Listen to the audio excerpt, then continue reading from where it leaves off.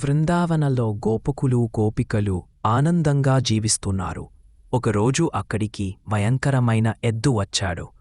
అది సాధారణ ఎద్దు కాదు, రాక్షసుడు అరిష్టాసురుడు ఎద్దు రూపం ధరించి వచ్చాడు.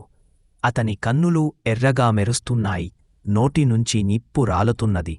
గడ్డి తినే పశువులను తొక్కివేస్తూ, పొలాలను ధ్వంసం చేస్తూ గ్రామం వైపు దూసుకొచ్చాడు. గ్రామస్థులు భయంతో పారిపోయారు. పిల్లలు ఆవులు భయంతో అరుస్తూ ఉన్నాయి. ఆ సమయంలో శ్రీకృష్ణుడు అక్కడికి వచ్చాడు.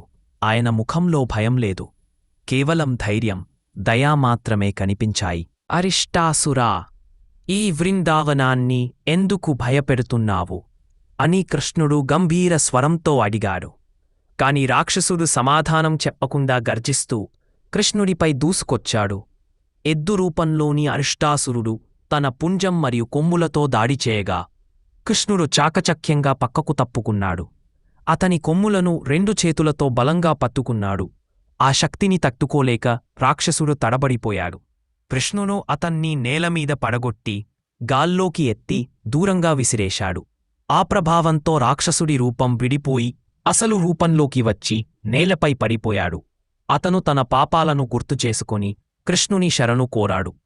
కృష్ణుడు అతన్ని క్షమించి అతని ఆత్మను మోక్షానికి పంపాడు. గ్రామం మళ్లీ శాంతితో నిండిపోయింది. గోపకులు ఆనందంగా కృష్ణుడిని కీర్తించారు. ఆ రోజు నుండి వృందావనం ఎద్దు రాక్షసుడి భయంకర నీడ నుండి విముక్తి పొందింది.